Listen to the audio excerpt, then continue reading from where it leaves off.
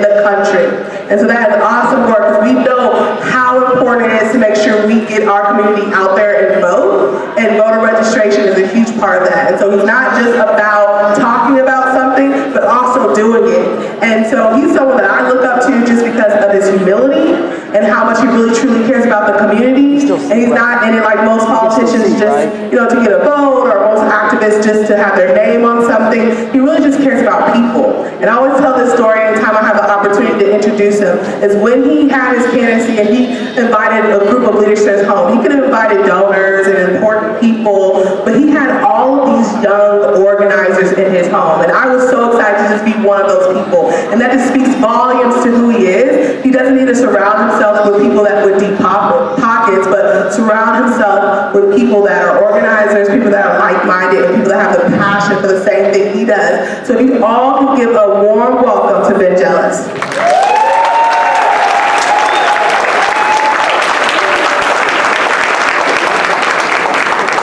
Well, it's good to be home. I want to say hello to my NAACP family that's in the house, to my Our Revolution family that's in the house, and of course, most importantly, in this house, to my Progressive Maryland family. When I was a young man, and I come here, and when we talk about criminal justice reform, I want us to remember where we start. Because we're activists and we're advocates. We're also murder victim family members. We also have family members who are incarcerated, friends, people who belong to our congregations. And we bring all of that into the room with us. I used to live less than 3 miles from here when I was a young man, in the basement of my aunt and uncle's house. And he was the type of guy who would take any young man under his wing. Little house like the one right behind this ATU building. Let's hear it for our bus driver, by the way. Yeah. When I was a young man living in Prince George's County, it was ATU bus drivers who got me to work every day. And you should never take them for granted. But it was a house just like this old brick house behind the corner, simple brick house that you see throughout Suitland. And it had a fence around it. And my uncle had a German Shepherd in the backyard. I liked the dog. He also liked to feel a little safer in that. But the threat came right through the front door. The young man came to knock on the front door. My uncle opened the door. I'd been national president of the NAACP for a few months. He opened the door. The young man shot him right in the stomach. I rushed to Prince George's County Community Hospital. They wouldn't let me in. They didn't know if my cousin and I were really his nephews or if we were there to finish the job. My uncle had agreed to testify against local drug dealers. And that was his morning show. A couple years before that, no, you're right, same year, my cousin was at a gas station up in Columbia. Family moved there. A lot of waves our family from West Baltimore as they got jobs, more prosperous, safer place to raise your kids. He had just graduated from Wild Lake High School. He was at the gas station, and he got into a tangle with the wrong man. The man just kept being rude to him, and he stood up for himself, and that man ran back to his apartment, which was across the street. The man had been buying something at the store, got a gun, came back, and shot my cousin dead. Cold murder, middle of the day, gas station in Columbia, Maryland. This summer, just last week, my little 8-year-old cousin, youngest cousin in my family in Maryland, she was over at my house with her cousin on her mom's side, cousin, me and her father. Those two little girls have been dealing with trauma all summer because my baby cousin's older cousin, the other part of the family, walked into her house one day and found her 18-year-old older sister shot dead by her boyfriend. And they called my baby cousin on FaceTime to tell her all that. In the midst of trauma, I called her dead. I'm not the only person in this room who's dealt with that kind of trauma.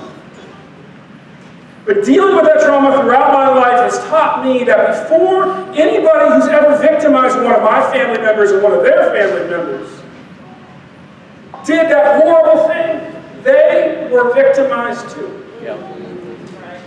You go to a police department, and one day somebody may walk in as a crime victim, and the next day they may be dragged in as a criminal. The circle of violence is incessant. And the people in this room, the reason I would interrupt playing baseball with my son, let me be really clear. As I said to son the other day, I'm not running for mayor of Baltimore because I got to focus on running my son to baseball practice. And that's real. I'll run out of here to baseball practice. But the people in this room have the courage to recognize the whole truth. The whole truth. It's so easy to just say these are bad people, and however we treat them is okay. But incarceration is so high in America that to pretend like there's somebody else's people is a lie for any of us. You know, my mom's black, my dad's white. I was president of NAACP. I was doing a report on mass incarceration in America. We were doing international comparisons. And of course, black people in America are massively over-incarcerated relative to any other group in this country or on the planet. But here's the other thing you run into. Americans, period, are massively over-incarcerated compared to any other group of folks on the planet. In fact, white men in America, as of 2010, so in 2020 we'll probably find out it's higher,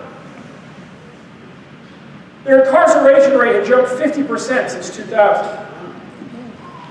A white man in America in 2000 was half as likely as a black man in South Africa at the height of apartheid to be incarcerated. A white man in America in 2000 was half as likely to be incarcerated as a black man in South Africa at the height of apartheid when South Africa was the world's leading incarcerated.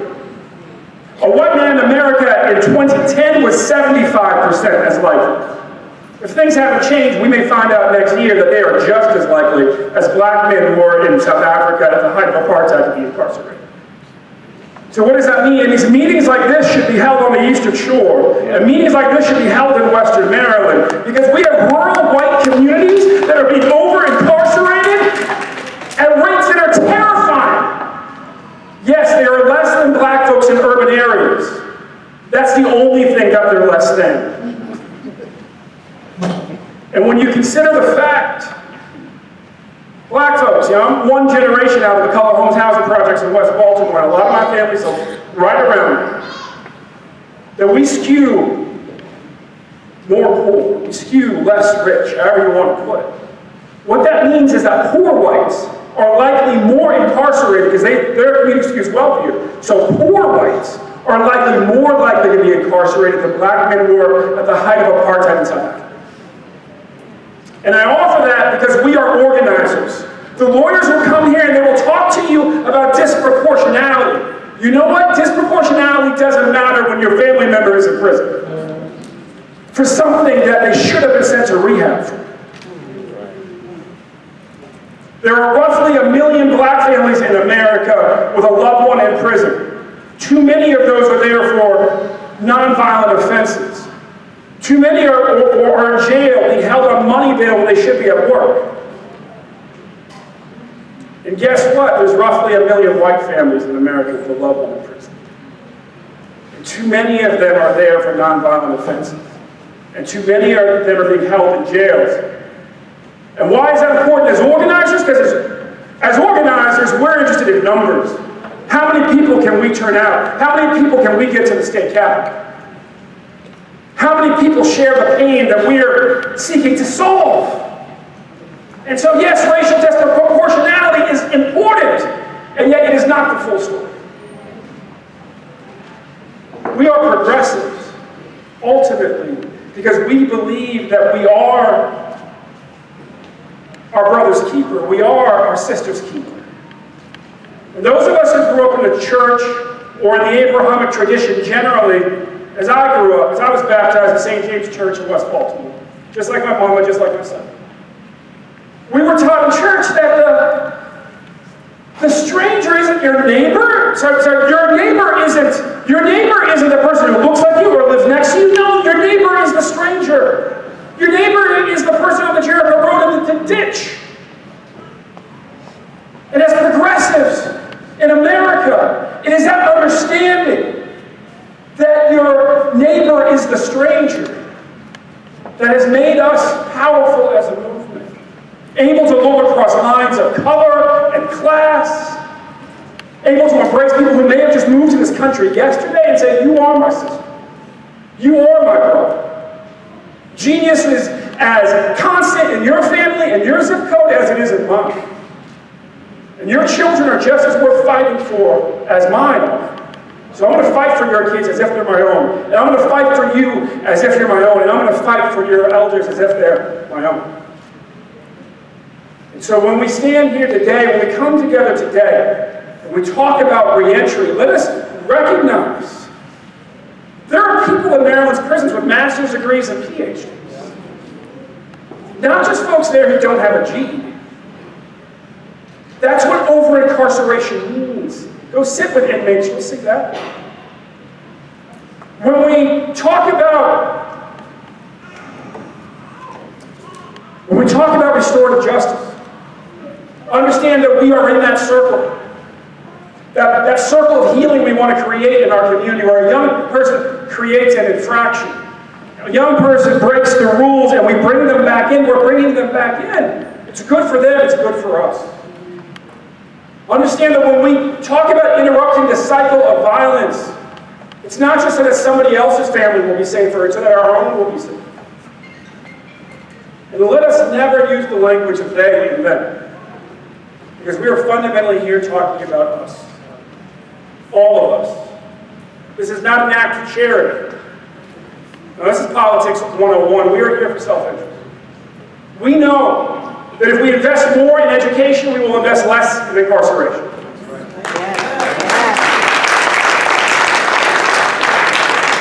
We know that if we treat young people the way that we would want our children to be treated, with grace and with love and with understanding and the wisdom that before they were acting out, somebody was probably treating them wrong. That we will be sending fewer grown folks to jail. As Frederick Douglass told us, it's far easier to raise strong boys than to fix broken men. And so I'm here today to say keep the faith, because the beautiful thing about this issue in this country at this time is that it is so big that you can find Republicans who will work with us on common sense criminal justice reform. That you can find rural folks who have just as much of an urgent interest as urban folks. Let me just give you a couple of stories of what that looks like. Stacey Abrams and I were organizing down in Georgia years ago. I was the founding chair of her New Georgia project. And Republican legislators came up and they said, you know, this meth issue is a mess. You know, we have young people that they want to give 5 years to just for possession. Have you ever heard of anything like that? Yeah, right, with this little thing called the war on crack. Let's tell you how that went down. Oh, right, yeah, all right. But they were in the tent now, and that's what mattered.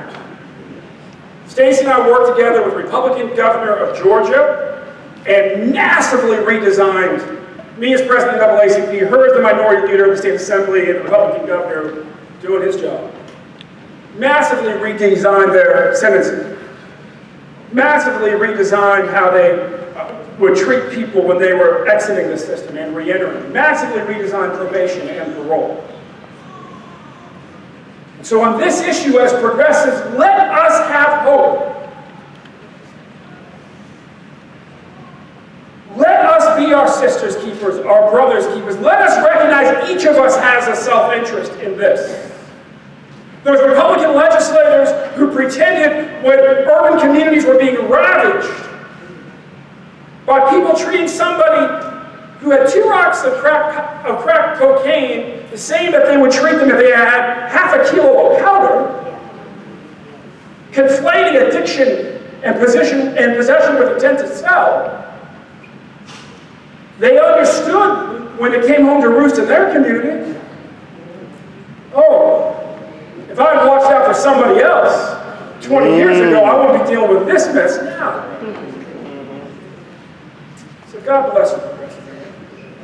God bless every person in this room who chose to bring their little baby with them, leave their baby at home, or just not go shopping,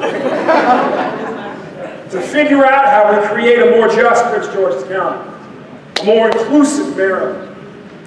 Now let me also say, I want to applaud everybody in here who helped make Aisha Braveboy state's attorney in this county. See, I've known Ms. Braveboy. I used to always tease her, she's a brave boy and I'm jealous. She won the name competition.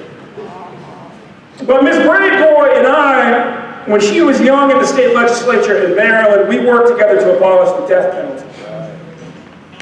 You'll be hard-pressed to find another state's attorney in America who first helped lead a movement. She was head of the Legislative Black Caucus to abolish the death penalty and then became a state's attorney.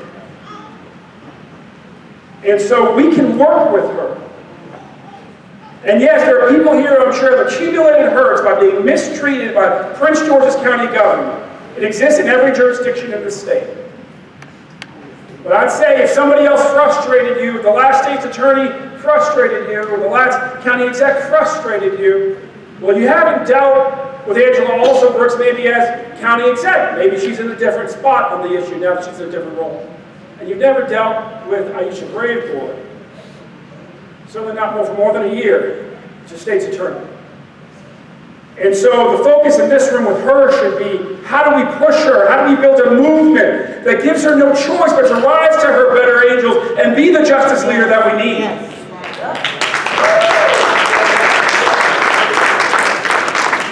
And what she's done already, focusing on youth diversion, setting up offices of public integrity. Yes, to go after officers. They just convicted an officer who beat up a homeless man. But also to go after other public officials for their corruption. Those are all things that our movement has championed for a long time. Unless we take for granted that we will always have progressive black women as state's attorneys in Prince George's County, and let us not forget, it's a very rare thing to go from one to the next. We've never seen this before. So God bless each of you. Let's go out there and win justice for our community.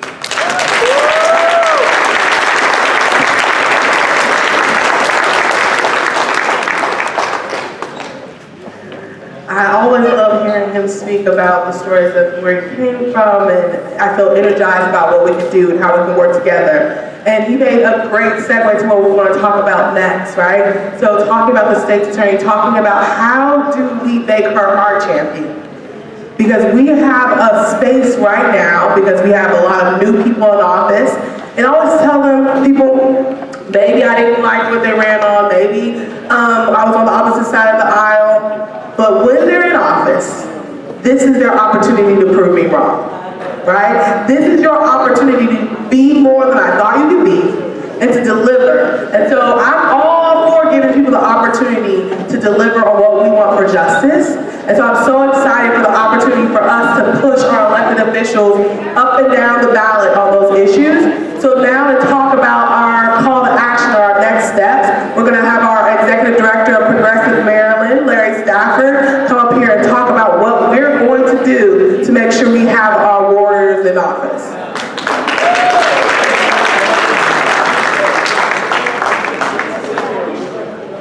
All right, thank you so much, everybody who has come today, for spending your time here on a Saturday morning, listening and engaging on this issue of justice in our state, justice here in Prince George's County. You could have been anywhere else, but you're right here. And so, let me give a shout out also to my wife. It was my father-in-law, Kevin Adams, who was speaking earlier. And my wife and I, we had a conversation last night. She was encouraging me to make sure I got some sleep before I came to this event, so I didn't get tired, wouldn't be panicked and rushing. And I didn't do that, actually. So I wound up going to a friend's house. A friend of mine, Delegate Jazz Lewis, who was here earlier, he had just been named the chair of the Democratic Caucus, representing Prince George's County. And we wound up having a conversation just because this event was coming up. And it was just so, he said I can share this story, but it was just, like it absolutely was firing me up at like 1 in the morning or whatever time it was when I should have been asleep. And it was like amazing to me, like just the depth of what goes on in this day. So he talked about a time when he was in graduate school and he had been driving up to attend an event in Pennsylvania. And he said, as he was driving to this event, in each county that he drove through, he was stopped by a different police force for different reasons. A total of 5 times that night. He was on the phone with his girlfriend at that time, and her father was there, and they happened to been a white family, and they were just so perplexed by this because it was so unusual. He's such a clean cut. You see him, he looked really clean cut when he's here. He's literally a Boy Scout, right? But he was stopped 5 times for 5 separate reasons on this way. And the reason it struck me so hard is because it made me think about my own experiences as well. And that moment between us and that common experience we were sharing with the criminalization of people in this country, particularly